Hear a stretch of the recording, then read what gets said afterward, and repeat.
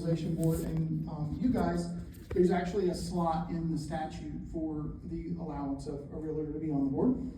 And then the reappraisal is actually funded by the schools. So the state does chip in quite a bit of money. We'll talk about that at some point, but the schools pay the bulk of the money. Where the state comes in, as you can imagine, if the schools paid for the reappraisal, they would not have as much money in their budget, and then the reappraisal would get done, and they would recoup that money, but then they'd have to pay for the reappraisal. So what the state does is chips in a fair amount of money so that the schools don't see that change in their budget. But in all actuality, the schools are the ones that are, and with a little bit of help from the state, paying for the reappraisal to get done.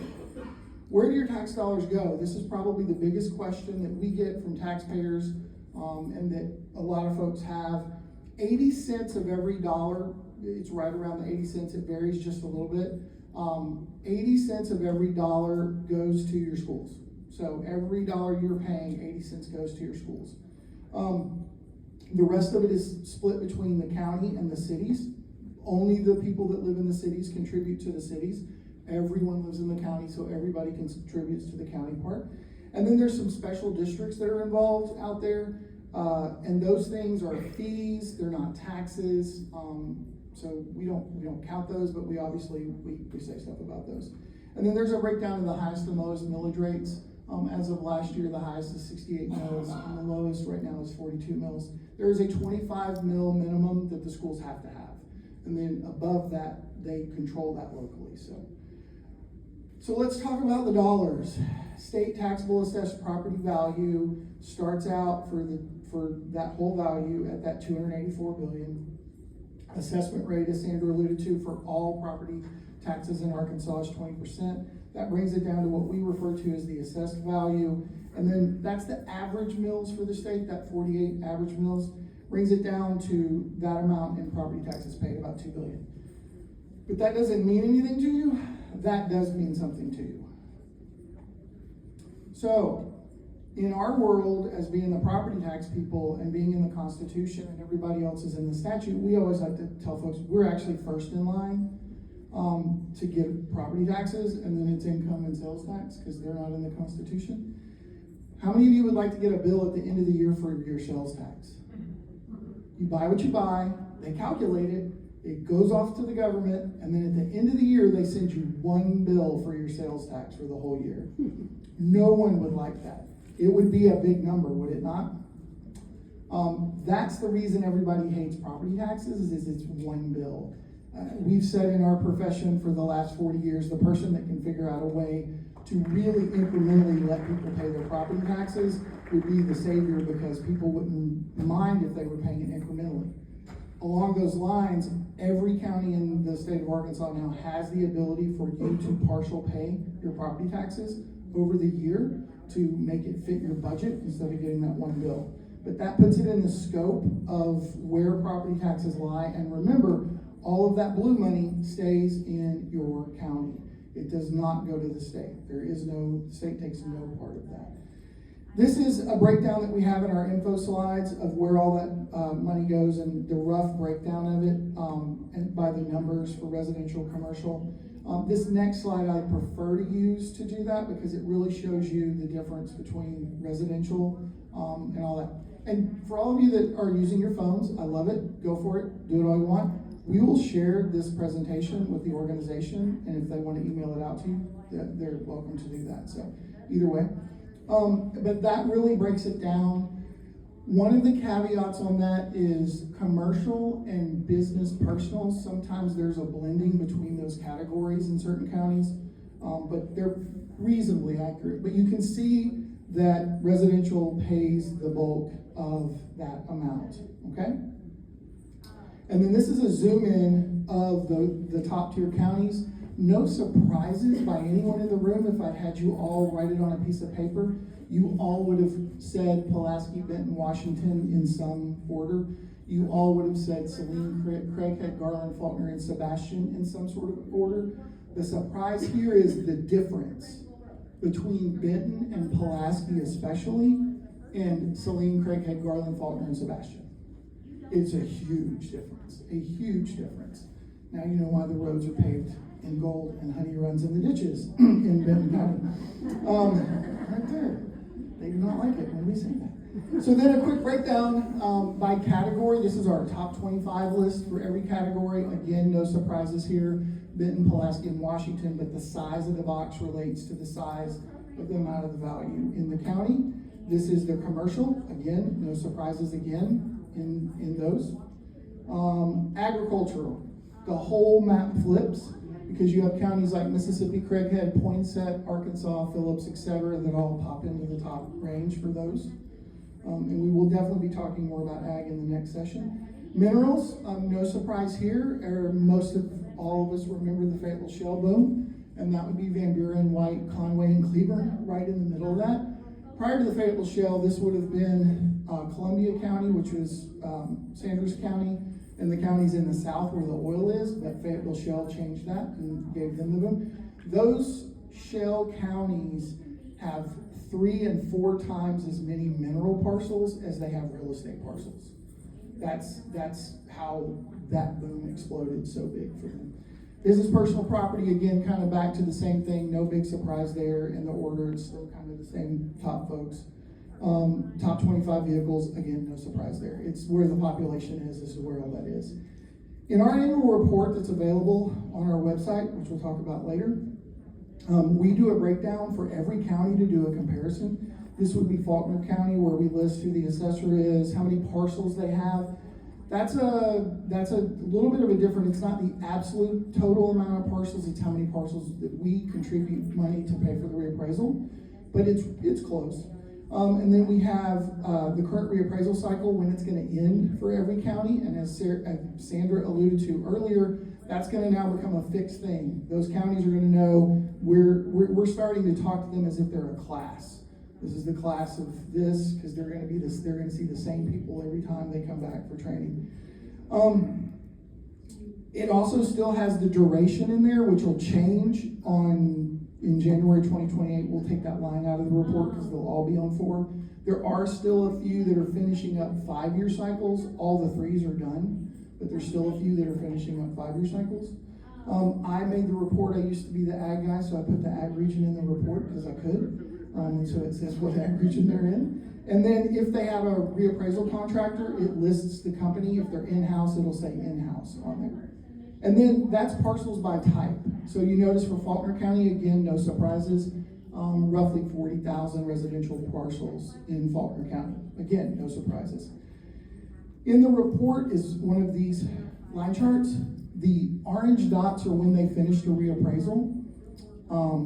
And for the most part, up until 21 and 2, they were all pretty flatter than this. And then, as she alluded to, that thing y'all know well enough about, started everything trending up. But there's probably a few of you sitting in the room going, I really expected that to bounce more. I really expected that to really turn up. If we just put the market value on for everything, it would have kicked up hard. But the caps and the freezes, that 5% cap, your property's only allowed to go up by 5% if it's your primary residence. If it's a business or ag land, it's only allowed to go up by 10%. Quick note on that, if it doesn't increase, back in the pre-days, it wouldn't go up. If it went up 2%, it would go up 2%. It can only go up to 5%, but there were years where property wouldn't go up in value. I know that seems like a distant past, but it is possible. Those caps and freezes are what are keeping that line from turning into a heartbeat. They're as much as you guys probably feel like y'all sell every house in the county every 2 or 3 years. We all know that's it's not true. Those caps and freezes are just there going along, and that's what's keeping that line from not just exploding. We also then divide the value up for the county by the same categories that you've seen already: residential, commercial, all of that. You can even see Faulkner County has a little bit of the Fayetteville Shale in their mineral play right there. And then in the report, we have this brief listing and ranking of millages. So it'll list the millage out and what the rank is. Later on in the second one, we'll briefly touch on the fact that we have a full-blown millage book for the entire state that we maintain. So if you're ever interested in knowing what the exact millage is for different parts of the state, you can download the millage book every year. And then just to put some scope on this. So I have these slides backwards, so I'm going to do them in the correct order. So early last year, possibly the year before, I don't remember, I was on the phone with the assessor in Newton County. And if you notice, Newton County has a lot of ag parcels because they have a lot of trees. And the bulk of their value comes from their ag parcels, which is not at market value, which we'll talk about later. They're the other side of that, but notice their blue line goes up more than Faulkner's does. Huge influx of newly purchased property, okay? Huge influx of that during that time period. And I was on the phone with the assessor in Newton County one day, and he was so excited because they had gotten their first $1 million house in the county. And they were ecstatic. He was just, we can't believe it. We've gone over the numbers 4 times with the contractor. We're so excited. We've looked at the pictures. It's $1 million house somewhere up there in the mountains of Jasper. And they were just super, super thrilled. And then right after that, I picked up the phone and I had a reason to call the Pulaski County assessor. And as I was dialing the number, I thought to myself, $1 million house in Pulaski County is Tuesday before lunch. Okay? And it's just the diversity of the state and how it can be different. If you look there on their pie charts, there is ag in Pulaski County, but you can see that the count is super low both on parcels and value. The bulk of what they've got is in commercial and residential. So that just kind of puts the scope of what we do and how it affects the whole state with those 2 slides. And now I'm going to turn it back over to Sam. Okay, thank you, Rob. So, thanks. So now we're going to talk about who's doing all this work for y'all. So who are your mass appraisal professionals? And that is what we do. I know y'all work with FEMA appraisers all the time, but what we do is mass appraisal, and there is a difference, and we will talk about that later. So again, your county assessor is locally elected, and your county assessor is mandated to do 3 things: discover it, list it, and value it. And they spend all year long doing that and filling out all of the things that have to be done and all the procedures and get it all the way through, and all during that they're sending us reports and everybody else reports that are required to have, and they get to the end of December and they finish up the last bit and they roll it to the collector, and guess what they do? They start all over again. And we do it for many, many years. But this is what they do. Out of 75 counties, there's one office that has 108 employees, and there's actually one office that only has 1 employee. That's the elected official and 1 employee. So the range is all over the place. So for the reappraisals, and I'm sure at some point you've received a notice or you've had a conversation with your reappraisal contractor, these are the approved contractors. They have to go through certain criteria to be put on this list and are eligible to bid on counties for their reappraisals. And Arkansas County Technologies, Delta Mass Appraisals, Total Assessments, and Trimark, those are the 4 right now that are on the approved list, and those are the only ones that can bid. So their personnel have to be educated through our system or something comparable. Some of them do move from other states that have comparable systems, and we can grandfather some of those in. But they have to be at certain levels to do certain jobs. They have to have got so many hours of education and so many designations to be able to do certain jobs within the scope of the work of the reappraisal. So they start out and, they get like 2 levels in, and they can go measure a house and they can do things like that, but they can't do the actual valuations until they're further up into the education system. Each county has to have an appraisal manager. They have the highest designation required for a reappraisal. The county assessor cannot be the appraisal manager. We have county assessors who have the education, have passed the test, and they have the designation, but they cannot serve in that capacity. And that goes with election cycles. You don't want the appraisal manager to be the assessor, and then all of a sudden they decide to retire and not run again, and then you don't know what's really going on. So the appraisal manager has to be someone else. As Rob said earlier, you have counties that contract for their reappraisal, you have counties that do in-house. If they have in-house, of course, they have an employed appraisal manager there. But there are some counties who do in-house. They do all the field work, the data entry, all that part, the validations, but they contract for their appraisal manager. And these same companies that are approved, they can bid on those jobs also. So as we touched on earlier, Act 659 of 2017, this was the Equalization Board overhaul. The Equalization Board prior to this was just very casual. That's the best word I have. I mean, you just walked in, everybody talked about whatever, you know, I would walk in the first day and they'd be like, Sandra, tell me what's going on, you know, what complaints are you getting, all this, and so I would tell them, and you know, but it was just a very open dialogue. There were lots of different things that happened. You know, a lot of boards would listen to an appeal and then they would say, we're gonna table it, because they didn't really want to discuss it for the taxpayer, so the taxpayer would leave, then they'd make a decision and just notify them by mail. Just things like that. So Act 659, what it did, again, required them to become certified in education, but it also, they have uniform hearing procedures that they have to follow. If you go into a hearing, if you appeal a property, they're supposed to be posted in the room that you're in. There's those hearing procedures. And one of the biggest parts was the ex parte communication. So they are no longer allowed to come in and ask the assessor, tell me what's going on, what kind of complaints you're getting. They can't hear any of that. They can't, two of them cannot get up from the meetings and go to lunch and discuss what happened. That's against the law. They cannot do anything, and they cannot render a decision without the taxpayer in front of them. So all of that is what changed, and it's a very, it's no longer casual. It's very by the book ABC of what they can and cannot do. So the county process for property taxes is just a little thing we do because it's kind of easier to explain to people who don't do this every day. But as you can see, the county assessor, their stuff goes to the collector, and then that, of course, what they collect goes to the treasurer, and the treasurer disperses. And then the appeals process, the county clerk's involved, the EQ board. If you don't like what the EQ board has to say, or if the EQ board gives you what you want, but the assessor doesn't like it, either one can appeal to county court. That goes to the county judge.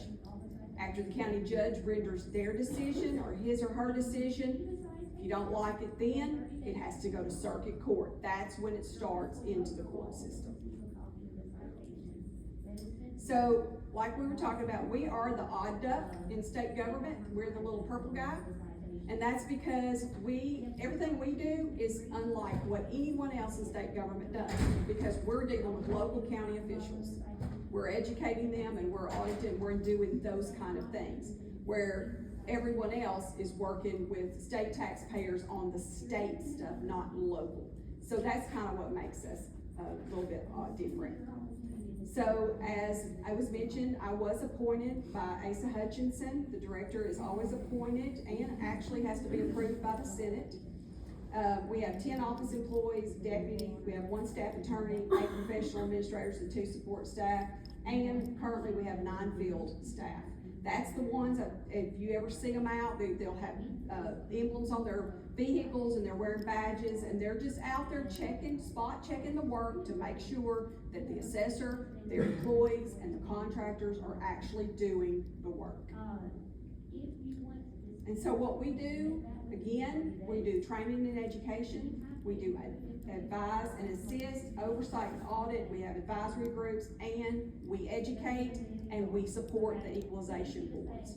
So we just have a lot of different things. We wear a lot of hats and we change them around. I always like this slide because I want you all, you've seen all the numbers and you've seen the boxes and the graphs of all the value. And this is about how many people actually do the work in this state. There's 792 assessors, state and county employees, and contractor employees.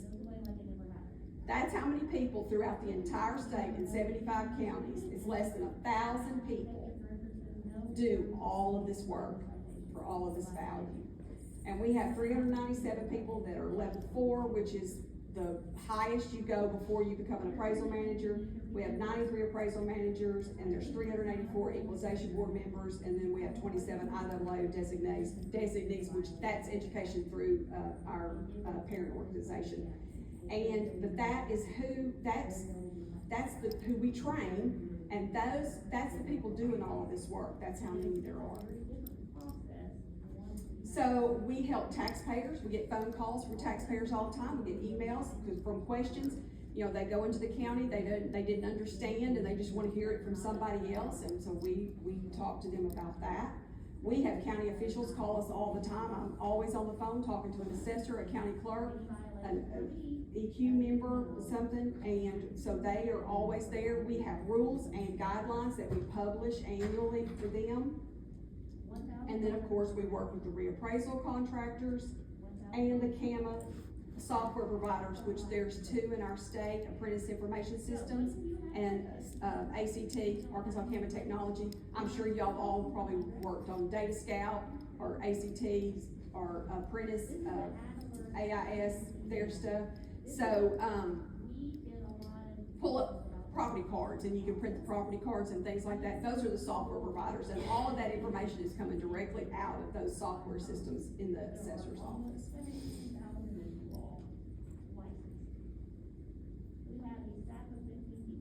And then we also do consolidated data acquisition, and that is where we help the counties provide values such as vehicle values, commercial building values, Marshall and Swift values, and things like that. It's better for us to purchase it and compile it and then just give it out than it is to try for all of the, for each assessor to try to buy it. Especially small counties, they don't have a lot of money, and it's not, you know, it would be very cost prohibitive for them to do that. For our oversight, we do have standards. Like I said, IAAO standards is what we go by. We perform ratio studies on all the counties, on their sales data and their valuation to see if they're statistically correct. We do performance audits, abstracts, and of course we help with the reappraisal contracting process. And that's our IAAO emblem, and of course ours. And ratio study is just the statistical test that compares the appraised values to the actual sales price. So what you're actually selling houses for, you know, we're using that to bounce what they're valuing off of to see if they're getting into the market value. As I said, we have 9 field auditors, and they're all level 4s, and 7 of them are appraisal managers, and they do have office support staff, and you'll see them out, you'll see them in their little cars with their emblems, and they always wear badges. If they knock on your door, they're supposed to knock on your door, and they should leave a card. So, and then of course, like I said, abstracts, that's the reporting that these assessors, county clerks, collectors, all year long, they're sending in reports. They send them to us, they send them to the Department of Education. They have all kinds of standard reports that they do, and then we take that and we can bounce it off and look to see if something looks weird, or if a county all of a sudden drops a lot of value or increases or something like that, then we can try to help figure out where that is. It does do by county and category. It is a big picture, and it does show the trends and projections for the schools, because that's what they use. And this is just kind of a timeline of the property reappraisal. As I said, it starts in January every year. It starts over. The lien date for real property valuations is January 1. If we issue a citation. July is when you start seeing the notices for new construction. If the reappraisal's going on, you'll get the value increases for that. The appeals process starts in August. All appeals have to be applied for by the 3rd Monday in August. And that could go through October, and of course October is the fun month because everybody gets to write their check and pay their property tax, and then it just goes to the end, and then it just starts all over. For personal property and business personal property, all personal property has to be assessed by May 31, and everything that is not assessed shall be assessed a penalty of 10%.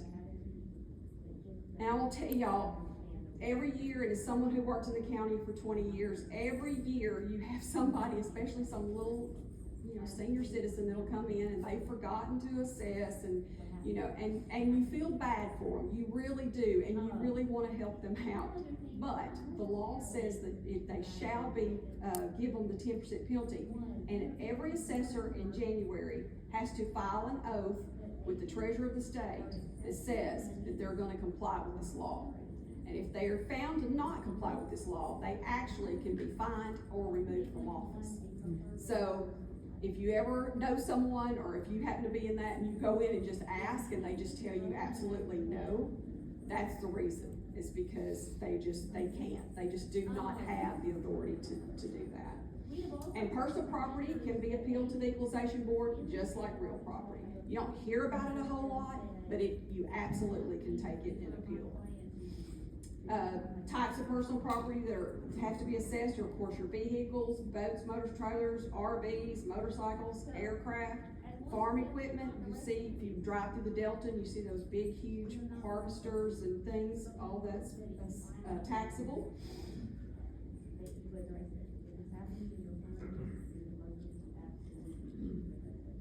Okay, and when I was talking earlier that we buy data and share with the counties, this is where we get the vehicle data. We buy it from J.D. Power, NADA values. That's what they're using. When you walk in with your paperwork and they put in your VIN number and it pulls that value, this is where it's coming from, is what we've received from J.D. Power. And then, of course, we use the aircraft blue book for aircrafts and helicopters. And business property, I'm sure many of y'all have done this before, and of course it's inventory. That's usually manufacturers, furniture, fixtures, machinery, equipment, and fixed assets or values as of January 1. So again, just a reminder on vehicles, I like to always tell this note is, first, they're assessed at 20% of the market. Market value is not reflected in your dealer discounts or your dealer markups. In COVID, did y'all ever look for a new car, and when you went online, the MSRP was $43,000, but the dealer price was $53,000? Because you couldn't get cars, and they could charge it. So that would not be taken into, if you had bought that car because you really needed it, that would not have been taken into account when they valued it. They would value it more according to the MSRP. Same thing with a discount. You're just lucky enough that it's the end of the year and they're trying to get rid of some inventory and you got 10,000 off, that doesn't necessarily mean that that's what it's gonna be. And the other thing that COVID really taught us, and actually we kind of had this lesson a little bit back in the mid-2000s, when there was a couple of years or a year or so where the gas prices were over $3, almost $4 a gallon. Does anybody remember that? You could drive by every used car lot and there was SUV, just a sea of SUVs, because nobody was driving. And then when gas went back down to where it was normal, you couldn't find one. Well, that year, or those times, the SUV values went really, really down. But then when everybody started buying them again, they all of a sudden started coming back up. So people who had kept theirs were all of a sudden going, wait a minute, why did my vehicle go up? Everybody knows they depreciate every year. Well, that's not necessarily true. So in 2020, when COVID hit, what happened to used cars? They went through the roof. Again, they have to be market value. So people who already had a 2016 Honda Accord, all of a sudden 20 comes around and they're like, wait a minute, why did my value go up? It's because those same cars were selling for $10,000 more.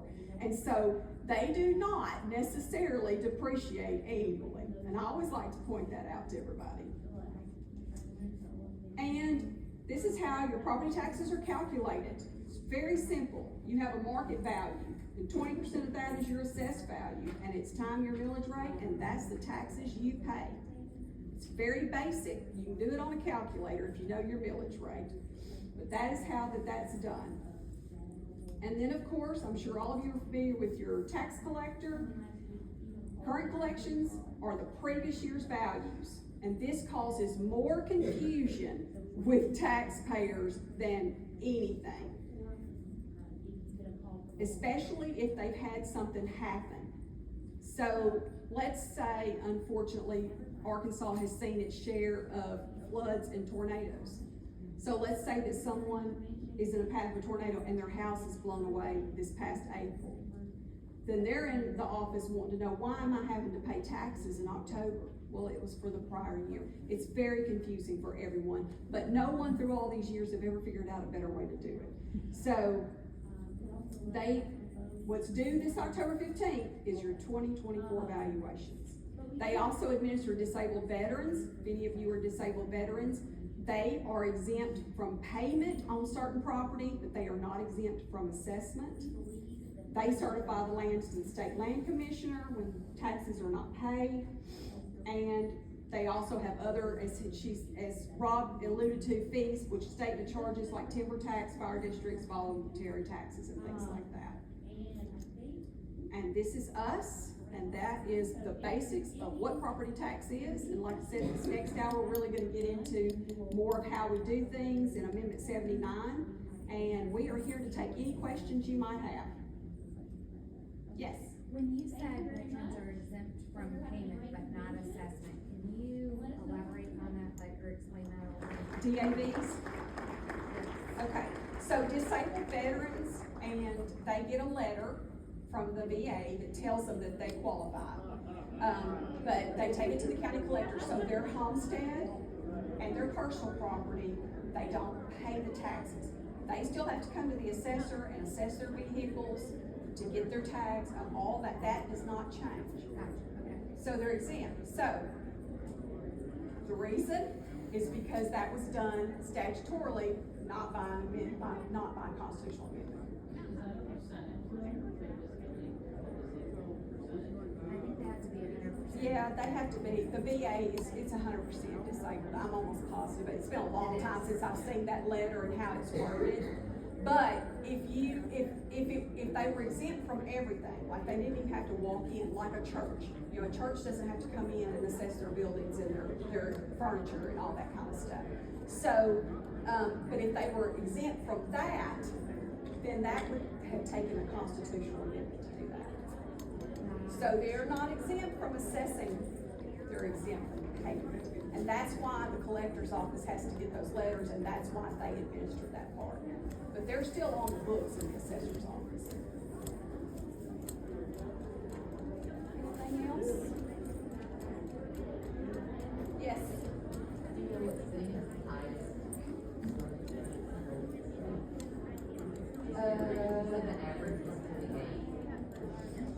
I don't know off the top of my head, but I can tell you I live in Maumelle and mine's 62. So it's up there, but I don't think there's many that are more than probably 65 or 66. I think that Would be in the millage book. yeah, but it is in the millage book, and that is on our website. You can go on our website. There's the millage book is on there.